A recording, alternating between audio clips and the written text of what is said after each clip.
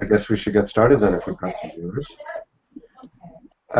Just wanted to thank everybody for joining us, but to get started, and start with a little caveat. This is the first time we've done anything like this, and it's a bit of an experiment, so please excuse any hiccups or problems with the technology. I was just saying before we got started that I've chaired and hosted lots and lots of sessions and taught lots of classes in my career, but this is in a way a lot more nerve-wracking because of the technology. But we're going to keep this informal. We're going to structure it as a conversation with some times for additional questions at the end. But if anything occurs to you at any point, just please post it in the chat box, and I'll try to make sure we cover it either in the conversation as we're going or at the end in the question times. So I will start by introducing myself. My name is Seth Denbo. I'm the Director of Scholarly Communications and Digital Initiatives at the American Historical Association. And I've been here for about a year, and one of the things that's part of my remit is to think about new forms of scholarly communication and broadening the types of sessions that we have at our annual meeting is one way of going about that. Posters we've actually now had for a few years, but they've always been fairly modest, and this year we've made much more of an effort to publicize it early on, and that really paid off. We had over 150 poster proposals submitted, which is by a long way a big record for us. And after careful consideration, the program committee accepted 48 excellent posters that cover a huge range of topics and subjects. And the posters will be presented in 2 sessions of 24 posters each in a prominent place in the conference hotel this year. So the idea today is to give you some pointers on how to do an excellent conference poster. And I want to start by introducing our 2 experts. And so with me today are Colin Purrington and Kelly Spring.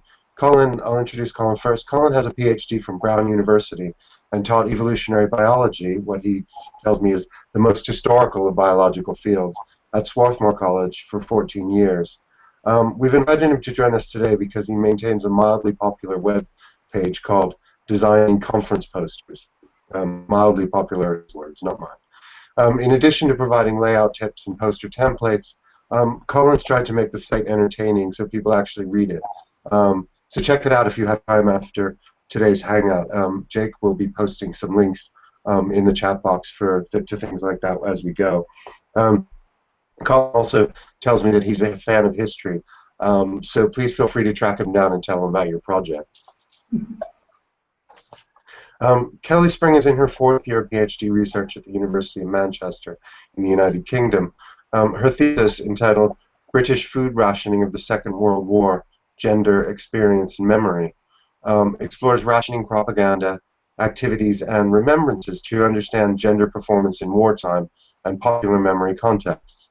At our annual meeting last year in Washington, Kelly was the winner of the first annual poster contest, which we'll be holding again this year. And the winning poster, entitled Rationed Food, Experience, and Memory, explored some of the different facets of her doctoral dissertation. So I want to thank them for agreeing to do this. I'm going to address a couple of general questions to them, and before we get into some of the questions that people submitted via the Google Doc. I think the place to start is by giving people some ideas about what they might accomplish in the poster session. I'm sure, as all of you have proposed a poster and had it accepted, you have some thoughts on this, but our guests today are both experienced with this, so I wonder if you could both talk briefly about what you see as the main benefits of doing the poster. Kelly, maybe you could get us started by talking a little bit about your poster last year and what you got out of the experience. Sure. Last year was actually the first time that I'd ever presented a poster, so I wasn't sure actually what to expect when I had started, but I found it quite a good experience. It was quite good in the sense that it was less stressful than giving a paper at a panel.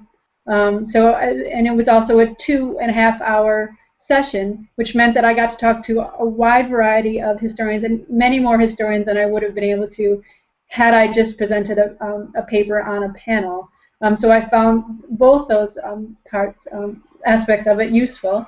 I also found it useful because it forced me to talk about my research and to convey what it meant in sort of a brief time period as I was meeting all of these different people. So that allowed me to sort of sell my work better, or knowing how to sell it to other academics, which I don't normally get the chance to do sitting in a library researching all day. So I found many different reasons for it to be beneficial for me. Colin, you've given numerous posters over the year in biology, and for those people who don't know, the poster session is a major feature of conferences in the sciences rather than as opposed to the humanities, where it's something that's tends to be fairly new and tends not a lot of humanist scholars don't know much about poster sessions. So having a biologist amongst us is very helpful. Biologists are always great to have around. The biology sessions that I've gone to some of them have been very large, and I would like to re-emphasize what Kelly said in that it gives you an opportunity to talk individually to people that you might not normally get attending a talk room. So they'd look at a list and see the talks, and they might not really know what you're going to talk about, and unless it's very close, they might ignore you. And in a poster room, you can get lots of people from very different history fields that would come to your poster, and it puts the burden on you to explain it to different types of people. And I think that process is why presenting a poster is better in many circumstances than giving a paper. So would you say it helped you to sort of develop your ideas, refine your ideas, when you were working on when you were presenting a poster on something that was a work in progress? Did it, in addition to kind of presenting your scholarship, was it also a way to help think about where you would go next with it? Yes, I think doing my own posters and also helping other people with posters, students in particular, you'd give a poster and then you'd completely redo the poster in a couple of weeks because you realized you'd either covered too much or you ignored one part. And it does give you that opportunity to get feedback and then adjust, say, before you write the book or write the paper. Yeah, I would agree with that as well. I mean, I definitely agree that feedback is how you sort of change what you're thinking. And I mean, you see, when you tell people what you're researching, and then you get the questions back from them about your research, then actually, have they understood what you're saying, or do you need to explain better and need to understand more, and how are you talking about what you are researching? When you're just writing yourself, you never get that sort of feedback. So it's really good to sort of get it out and talk about it with other people that you don't know, who've never met, who don't know anything about what you research. Yeah, and in a talk, you might have, if you have 50 people in the room, some of them could be crossing their arms, some could be nodding off asleep, and with a poster, you can adjust given whether people seem bored or interested. That's really valuable. So did you, Kelly, I was just wondering if you found yourself over the course of the actual session sort of rethinking how you were talking to people, or thinking about giving different spiels to different people who were coming by to talk to you. Yeah, yes, I sort of I didn't have a set script that I was sort of repeating and repeating. I would sort of give a few sentences, or sort of talk maybe about a minute about what I was doing, but then I could see that maybe it wasn't making sense to the people, or that I needed to emphasize more things as I was going along. And then different people took it different ways because they're different historians. So they might ask me different things about what was on my poster, and another person might ask something else. So I had to think, how would I sort of give a general overview? And this sort of shaped what I said throughout the course of the session, so that it wasn't always the same thing repeated over the time. I'm not sure how the posters were done last year, Kelly, but some people I talked to like to read the posters first without the person present, and then go meet them during the formal poster session. So if if the organizers have the opportunity to leave them up prior to the start, I think that's a really good idea to cover both types of people. Some like to talk to the person first, some like to read the poster first. Hmm. Yeah, we'll have to explore that and see what we can do about that. I think that's really interesting because sometimes when I've gone to poster sessions, what you really want to talk to people. Other times you just want to have a read of their poster and have your time to think about it yourself. So, Yeah. what would you say? What would you both say is the sort of most important piece of advice that you might give to someone who has never presented a poster, putting their poster together, or when they're actually presenting it on the day? It's a sort of, well, it's a combination of both things. I mean, you have to first design a nice looking poster and design a poster that isn't sort of crammed together with all the information. I mean, it should be sort of 800 words or less. It should be readable from 5 feet or more. You know, it should be laid out well, but there's also the other aspect about presenting it well. You know, you might have a nice poster, but if you aren't sort of sociable and networking with the people who come up and talk to you about it, then that sort of puts people off as well. So you have to have both parts, I think, to make a successful poster presentation. And I think most people these days are making posters even in grade school. I know my local school district has them start in kindergarten, and they're presenting topics. So I don't think the format, the medium itself, is foreign to anyone. Mm-hmm. So I think the goal becomes more discipline specific of what kind of person do you want to attract to your poster, and what do you want out of the interaction? Do you just want the number of bodies, the number of head counts, or do you want them to read your poster closely enough and listen to you and then say, we got to collaborate, or this is fantastic, come give a talk, or you should really think about your main hypothesis, I think it's nuts. You want to get something out of it, and I think it's important to design your poster to do that. And that's going to come in different ways, but getting people there, I think, needs something attractive about it.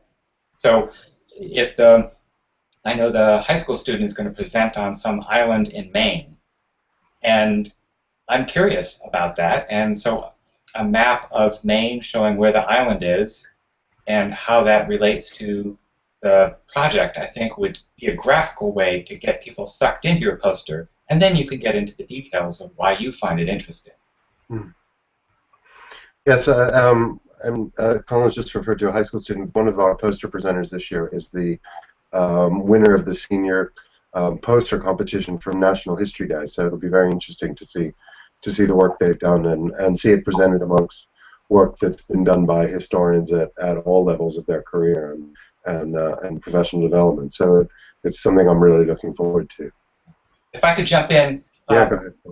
To get back to what Kelly said, she suggested 800 words. And I think if you haven't done a poster before, that's just a number, and you might remember it later and think, oh, gosh, what did she say? Was that 800? 800 is not that many words. I'm not sure if the visibility is enough where you can see. I'm sitting in front of a poster that has more than 800 words. And I think it's really hard for any academic who's interested in stuff to do that. That's the hardest thing you'll ever do. It's like a marathon for academics to be. So, 800 words, I think, is a really good target.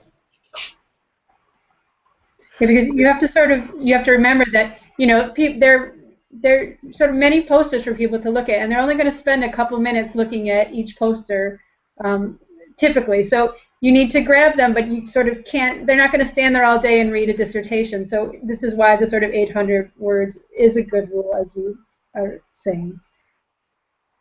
Now, Kelly, I did look at your poster from last year, but did you have graphics, or what was your layout to get people interested? I had graphics, and I had sort of brief. It's basically my thesis on poster.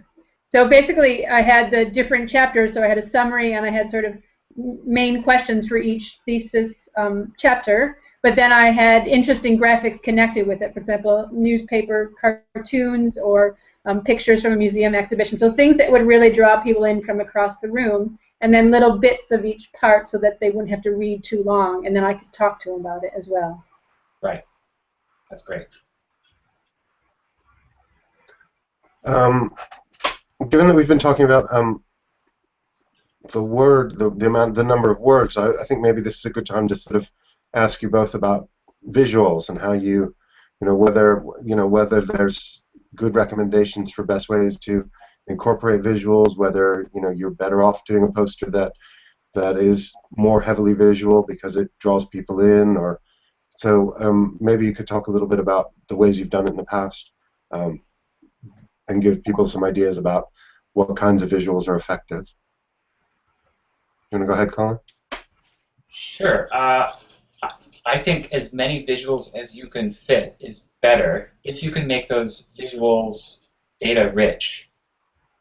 So if you have a photograph that is very important, say of an island in Maine, can you annotate that map in some way to tell people about the different parts of that island that tie into your thesis?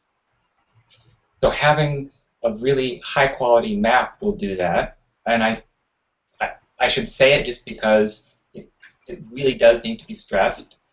The high quality means it shouldn't have that jagged look that we probably have right now because we're being rendered. So to have something that you can scan professionally, and if you don't know how to do it as just something that's a gap in your skill set, find someone who can scan a map and give it to you in a resolution that's going to look great when you print it large. And so graphics, I think, are great. Some people are going to do projects on three-dimensional objects, and so if you have those, try to put them on your poster somewhere, or have them on hand that people can touch. So if you have a bone that's of interest or something relating to your topic, use that.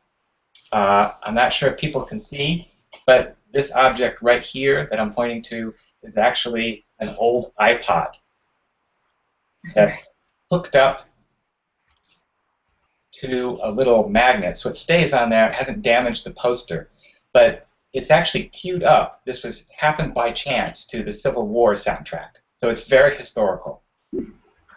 And if you have a little note nearby saying, play to see slideshow of my study project, or listen to this movie, or if you've done an interview with someone and that's what your thesis is about, you could have the person listen to a 30-second segment before you launch into the rest of your topic. Do you actually have people come up and want to sort of play with that? I mean, do you allow people to go in and sort of use it? I've never used it for my research. Oh, right. Finding plants, so movies. I do have movies of that, but I never included those. Some people have them. Yeah, I did it while we're on this subject, then I'll let Kelly come in. I did a poster session a few years ago where we were demoing a website. So we had a poster which described what the website was, but I also had a tablet there, so people could have a quick look at what we were proposing to do. And the website was fairly nascent at that point, but we had enough there that people could test it out and show them some of the basic functionality. So that's that can be very good. But there will be Wi-Fi in the hall where the poster session is happening. Hotel Wi-Fi can be a little iffy sometimes, but that's one option for trying to do this sort of thing. The big downside, I think, to having those technology things there is you tend to design a poster that only works when that's there. Right. I really like a poster that can stand without those gimmicks and without the person there at all. And if you're not there, someone's going to steal your iPod or iPad, probably. Sorry, I think that's a good point about, if you have these sort of AV things or these extra things, it's good if they sort of support your poster, but they should be sort of very concise, 1 or 2 minutes, maybe something they can watch, but it shouldn't be sort of tied to your poster, like that you need it. just as an added thing, but it's not necessary, I think, to have a good poster presentation. I didn't have any, and I didn't find that I needed it because I sort of had all the main information already on my poster. Right. Could either of you tell us about something that you did in a poster, Kelly, either in your poster last year that you, or Colin, in one you've done in the past that really didn't work, where you would absolutely advise people not to do X, Y, or Z? Mm-hmm. Oh, self-criticism on the internet. Great. I guess one thing I might have advised students to do that really was probably silly in the end was to make, what are they called? The QR codes that you can put down in a little spot on your poster, down near the bottom if people want more information. And it's a nice way that people can take their phone, they load a QR reading app onto it, and then they can scan products. So often magazines have QR codes. And then it automatically pulls the website or a movie up that can provide additional information. But the problem is very few people care to have QR reading apps on their phone. So it just sits there as this little visual that means nothing to most people. So I think in some circumstances you can have those codes, and it helps people if you have a really, really long URL and you want them to go there. That's the way to get them there faster. But you got to get them to get the app first. As far as my experience, I've only ever done the one poster presentation, so I can't really say that I've had anything go seriously wrong or something like that.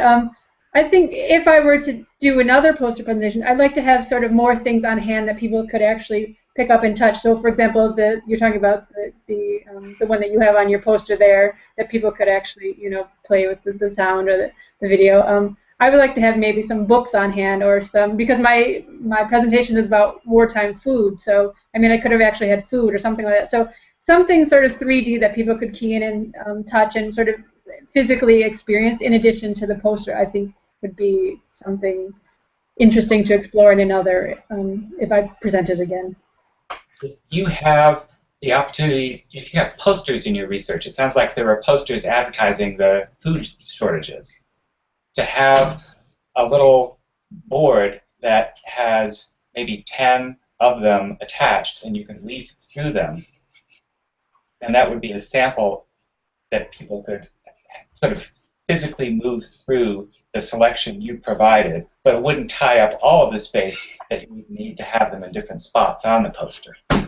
Yeah, that's a good recommendation. I mean, I have postcards of posters from the war, and I had them sort of posted up next to my poster, which I think was quite good in sort of drawing people across, wondering sort of what is this in addition to the poster.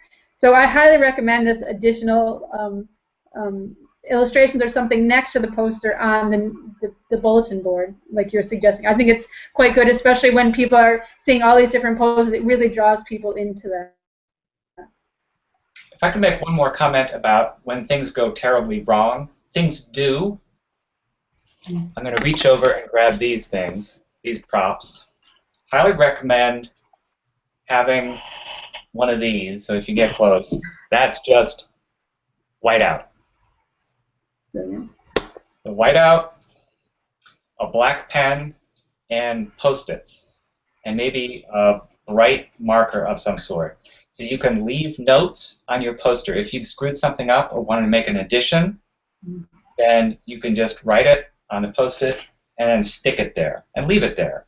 You don't need to get it reprinted. And then a black pen if you've made some sort of typo. So use the whiteout and then fix it. People will find it. So at least to have one of those available in the poster session room, if you have it, you're going to be very popular.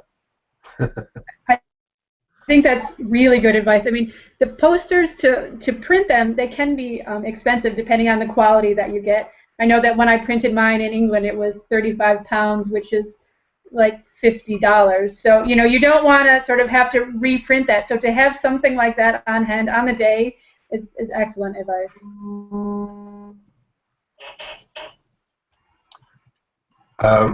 I like your suggestion about having food, Kelly. Although I'm not sure British wartime ration food would be the most attractive thing to people. Yeah, might not to be to everybody's palate, but you know, it'd be an experience for sure.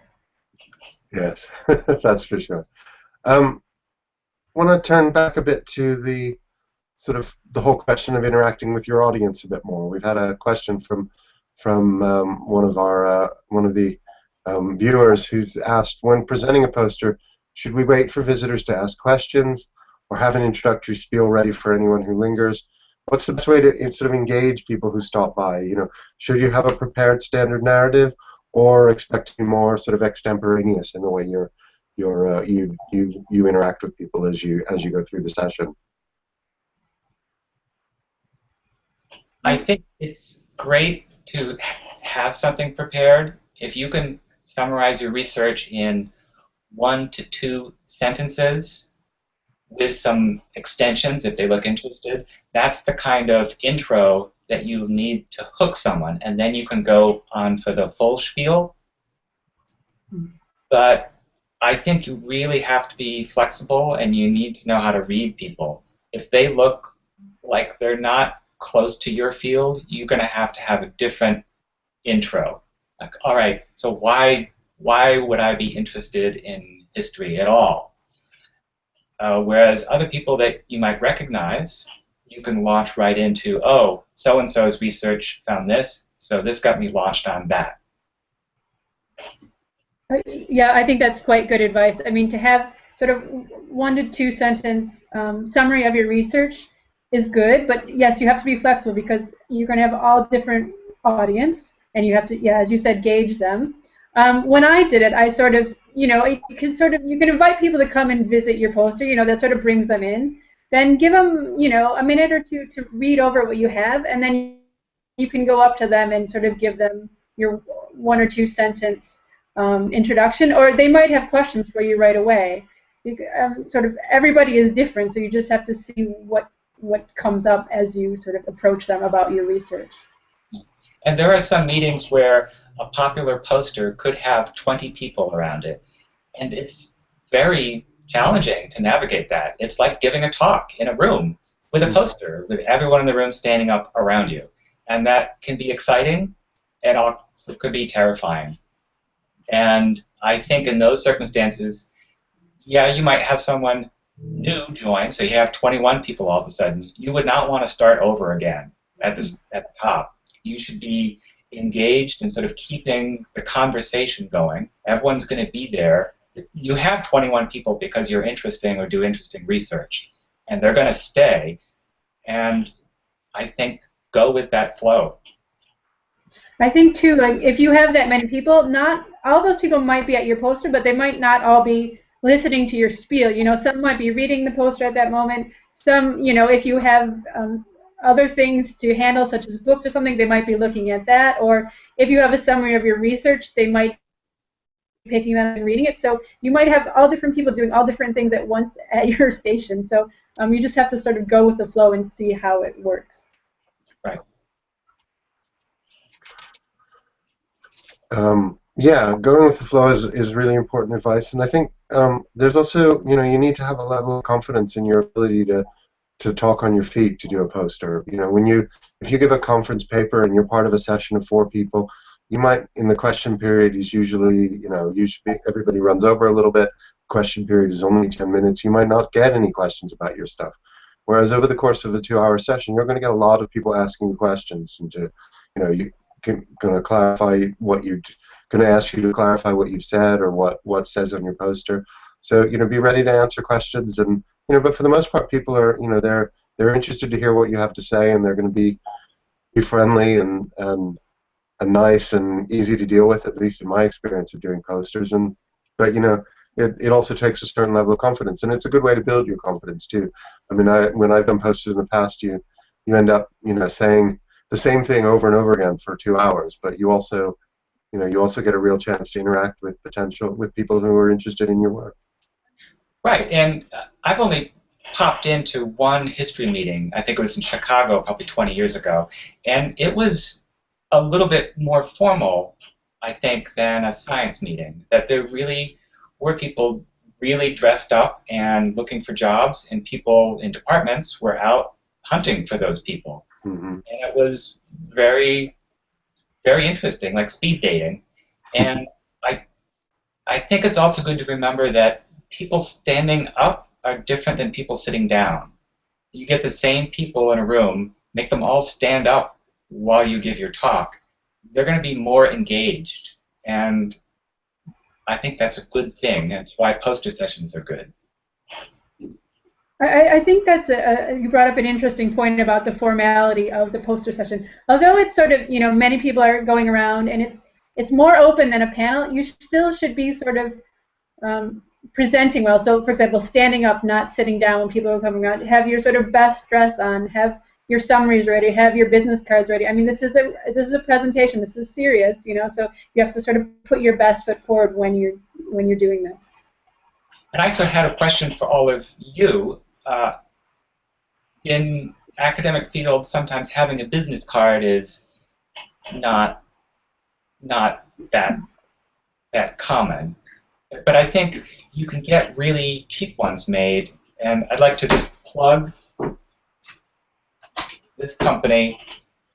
I know you can't see it, but this is a photograph I took, and you can get photographs made onto cards. So if you had a project that was visual in any way, like the ration cards, you could get a whole array made up with your contact information on the back.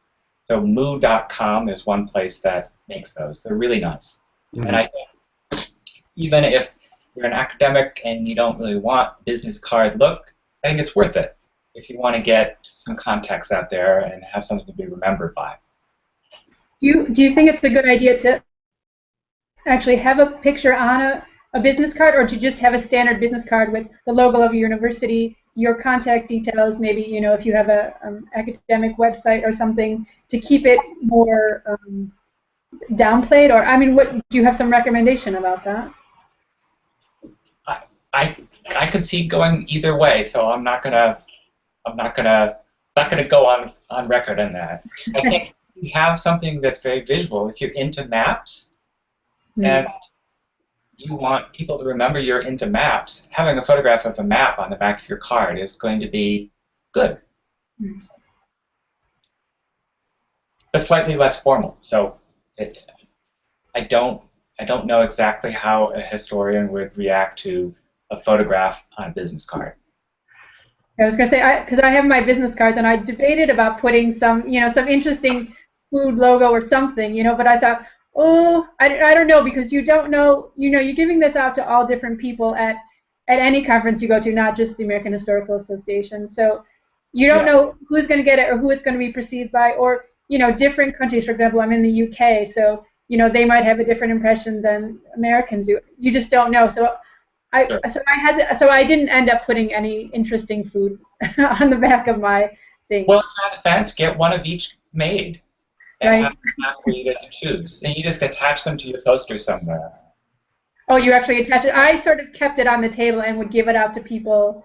I also put the contact information on my summary of my research, so it was in several places, so people would get it depending on what I sort of gave out to them. Yeah, just as a meeting trip, if you want my opinion on it, you get these little tags probably at history conferences as well. Yep. You can put your contact information on a post-it on the back. If you are constantly writing your phone number down, that's not my phone number, by the way, or your email address, you can just have it there and just flip that around. And you can stick your business cards in there. Oh, very good. And I also recommend, if you want people to come to your poster, put that information on your little tag. So that this is made up. This is not my poster. This is the poster that the high school student is going to present in January for you. But come to my poster. Here's the session time. Here's the location. And then for the 3 or 4 days that the conference is going, every time that person meets someone else, that information will be there. So conference organizers, if you have that formal part of your tag, that really will boost attendance at your poster session. Mm-hmm. It's really like advertising yourself. Uh-huh. Well, there's 3,000 historians plus somewhere between 3 and 5, depending on the year at our annual meeting. So you need to make yourself seen. I think that's a good idea. Historians don't have a tradition, I think, of personalizing their conference badges in quite the same way where as scientists do. And I know going to a lot of digital humanities conferences, this is something people do. So I'm keen to encourage that more. So I think that's a great suggestion, Colin. Given that we've just been talking about the question about photos on cards and how you present yourself, one of the Christine Axon has asked the question: does it pay to be creative? For example, using non-traditional fonts or bright colors, or should we aim to be more formal? That's, I mean, I guess that's a sort of, to some extent, the answer to that question might be similar to what we were just saying about business cards. But if either of you have thoughts on that, we'd be interested to hear what you think. There's interesting research on font choice, and it goes against my usual advice. My usual advice is be traditional, use fonts that don't detract from your message.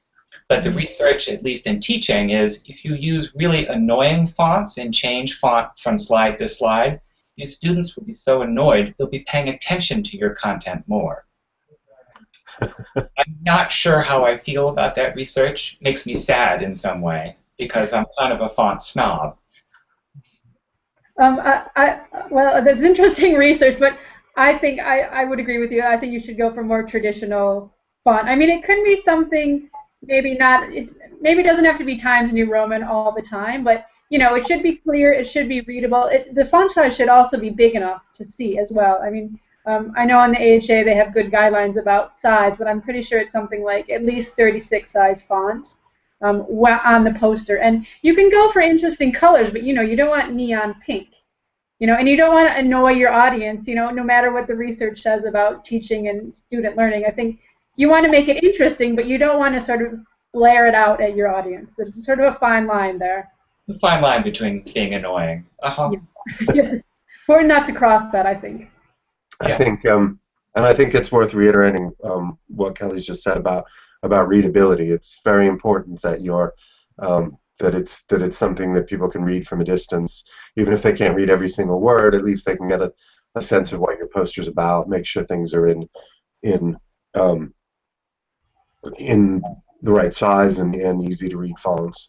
But I also think there's no harm in mixing it up a little bit. And I think to some extent it depends on what your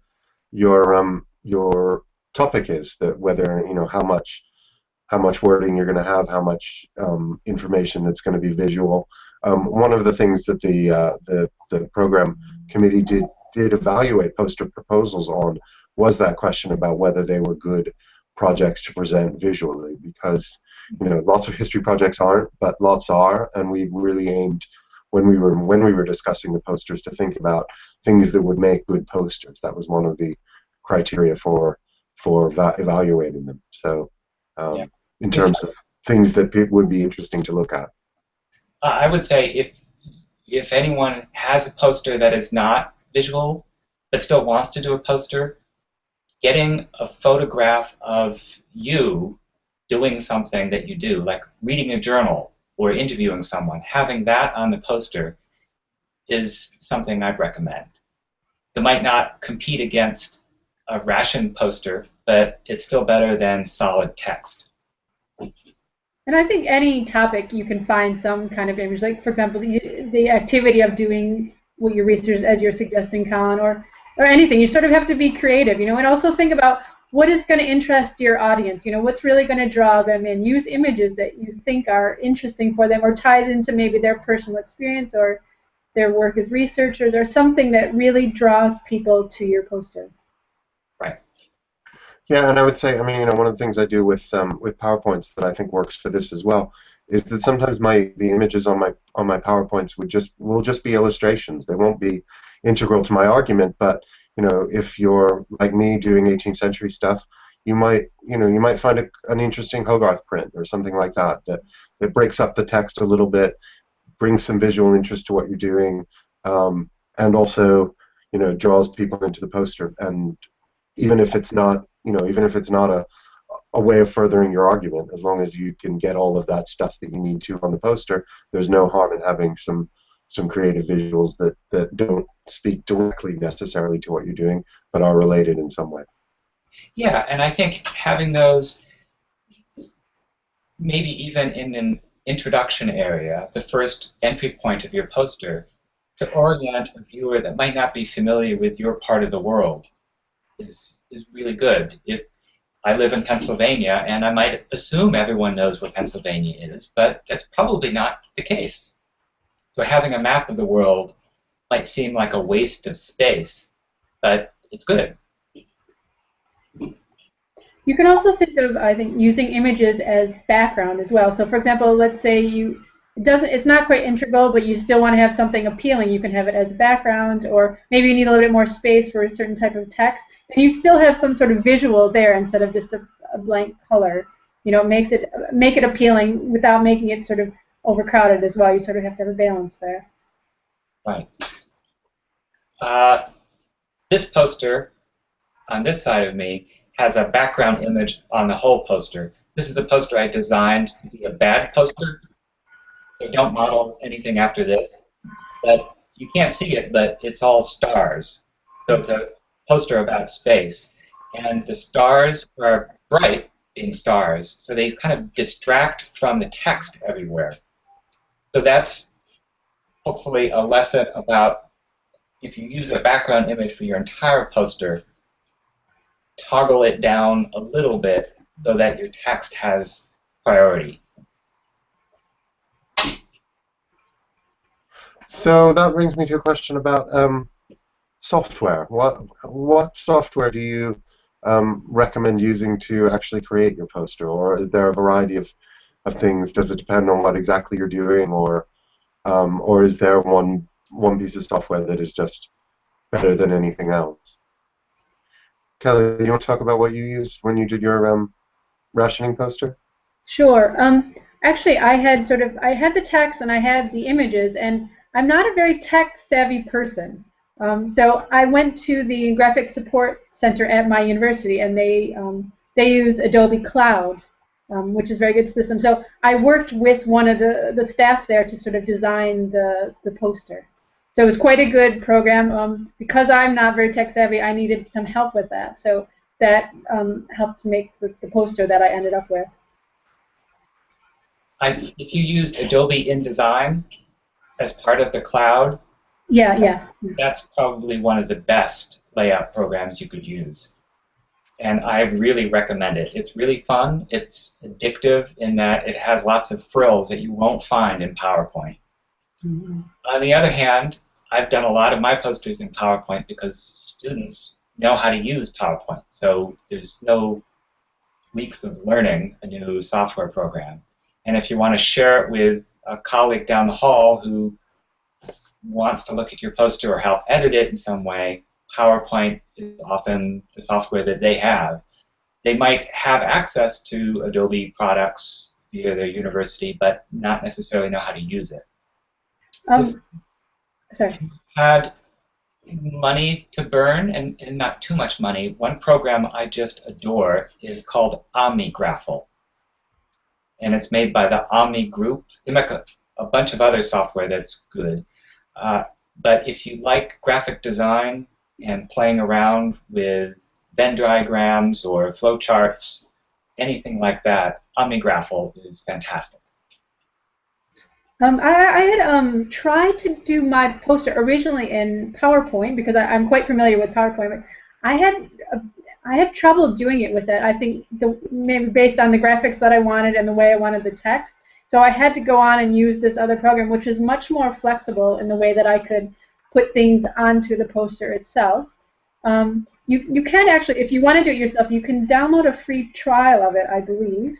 Or I'm sure a lot of universities, their media center will have these sort of programs that possibly you could use or get help with. There are also a lot of templates online, or you can sort of do the old trifold board if you want to. Sort of, there's a lot of different ways you can do this. And I think that's a really good point. And what I want to reiterate something Kelly was saying is that there are often resources on your campus, whether it's in the whether it's people around who have done posters a lot before, whether there's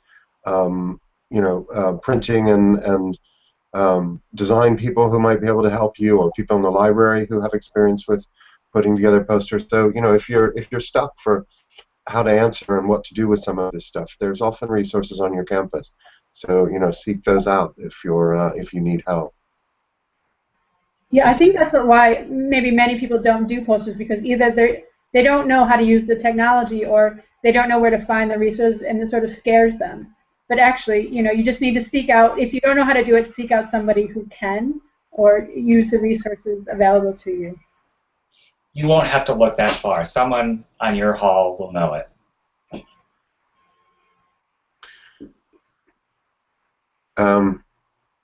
I absolutely think that's a key thing to remember. And doing a poster is sorry. What I was going to say there is that, and this reminds me of another piece of advice I would give is to give yourself plenty of time here. If you're fiddling around with PowerPoint, it won't quite do what you want the night before. You've got to get this thing printed so that you can pick it up in time to make your flight to the AHA. You're gonna, we all know we've done that, but it's give yourself enough time to deal with problems that you might run into, or changes of software or anything like that. The technical side of this is a little more complicated than just printing out your paper and reading it out when you're in a session. So make sure you have time to deal with those technical sides of things.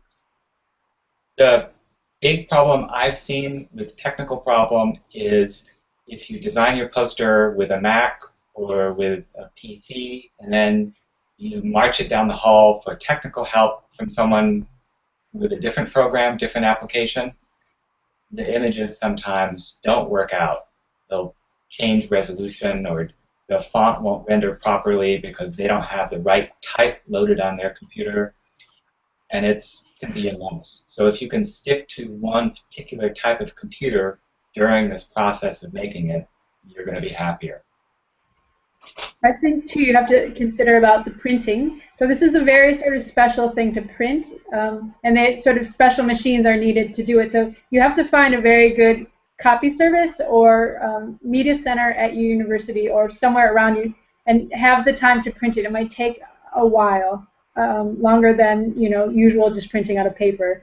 So that's something really to consider when you're doing this. And you want a high quality product. I mean, you spent all the time to do it, and you're going to showcase it to everyone, so you want a good finished product. And you have options too in terms of the size, the layout, and the medium. Well, I think one of the questions that someone might have had earlier before this meeting, Seth, you shared with us, was the orientation of horizontal versus vertical one. And I don't recall what your specifications are for your meeting, but one problem I often find with the vertical tall situations are if people are not that tall, it's hard for them to look all the way up at the posters. And sometimes they're situated very low, so people have to look down to read the very bottom. And if you have important stuff at the bottom, people won't necessarily miss it, but they're not going to linger over it in the same way that they would at information at a more comfortable real estate level. So I tend to like the wide horizontal posters more than the verticals. But that's my personal preference. At the AHA, the layout of the bulletin board is landscape. So you most likely want to have a landscape design for your poster. And I believe the dimensions are something like 4 feet by 8 feet, although the specific information is on the AHA website, so you can check it. But I think, as I agree, that landscape is better, and it just fits the bulletin board better for exhibiting during the conference. 4 by 8 feet is big. Yeah, it's a big poster, yet it's something different to carry around. Yeah, and in terms of what you print on, this you can't tell, but it's fabric. Oh. So it can be folded, and I've heard that it sort of can be ironed. I haven't tested it. I still roll them up, but it has a slightly different feel to it. And if you get the paper ones, I kind of like the matte surface ones a little bit better because they don't have the glare that lights can put on them. So if you have an important photograph and someone is standing at a particular spot, they might not be able to see it without adjusting their head a little bit because of the glare on the glistening paper. And I think there's also a laminated version, isn't there? I mean, that's sort of the in-between is the laminated one. And then these give different effects, but they also are different prices. So, you know, the canvas one is the most expensive, the paper is the least, and the middle is the laminated one. So that's also consideration, especially for students when they're presenting. If you have something relating to maps that you want to annotate during your presentation, go for the laminated ones. You can use the dry erase markers and then draw your battles or draw your scenarios on it, and then you can erase it when the next person comes. I like that. When I had to transport my poster, I printed it in the United Kingdom and I transported it to Washington for my presentation. So I had to really consider actually what material was I going to make it out of, and was it going to be durable and last through the multiple flights that I had to take. And I decided to go for the in-between, the laminated one, so I could roll it up. I had it in a cardboard tube, and that seemed to work out fine. The paper one, I think, would not have made it through that long trip. So it's something, I think, for people to consider when they're flying into DC. How are they going to transport it, and how is it going to come out safe after you spend all this time making it? Right, and don't put it in checked baggage. I think that's one. Something else I'd recommend is somewhere on your tube, write your phone number with the text, something like, please text me if you find this tube without me nearby, so that you can go to wherever you've left it in the airport and retrieve it before you get on your plane. People do forget that they have their posters. Yeah, it was my carry-on, so it always luckily fit in the overhead compartment.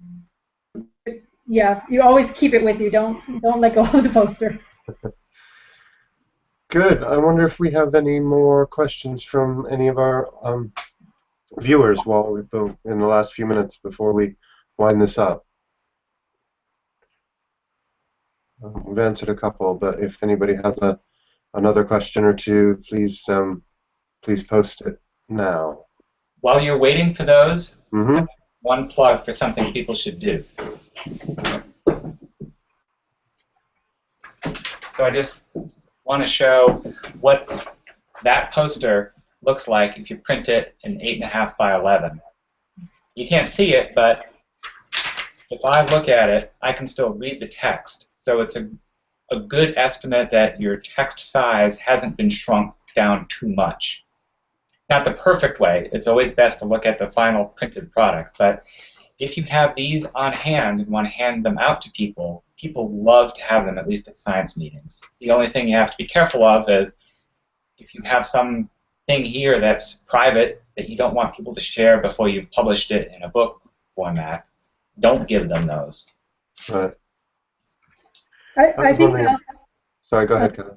I was going to say, I think it also might be a good tip, adding to what Colin said, is to have a sort of JPEG or whatever version of your poster with you in case something goes wrong and you've lost it or it gets damaged, and maybe you have to run out and somehow find some place to print it before the meeting. I mean, at least then you always have some version of it with you that you can use during the presentation.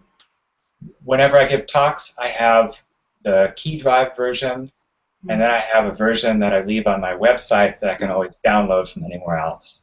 And probably I should have a third version somewhere else. People in caves always need flashlights for a reason. That's good advice. Yeah, I do the same. Great. Anything else from either of you just to finish us off? I think that's been any other recommendations that either of you have that we haven't covered so far? I would say just don't be afraid to sort of make a poster and to present it in an interesting manner, you know, and use all the material that you have sort of visual objects or whatever to make it interesting to your audience?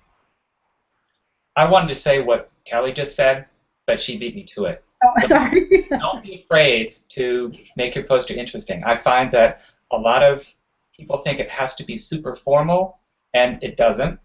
And a lot of people kind of hide their interesting things somewhere in the poster. Bring it out, make your entire poster about why you find it interesting, and then people are going to flock to you.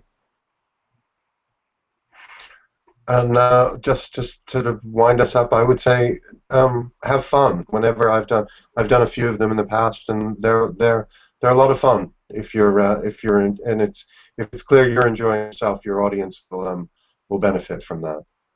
Very true. And that's actually advice I would give for attending the AHA overall. So it's an exciting meeting, and there's lots going on.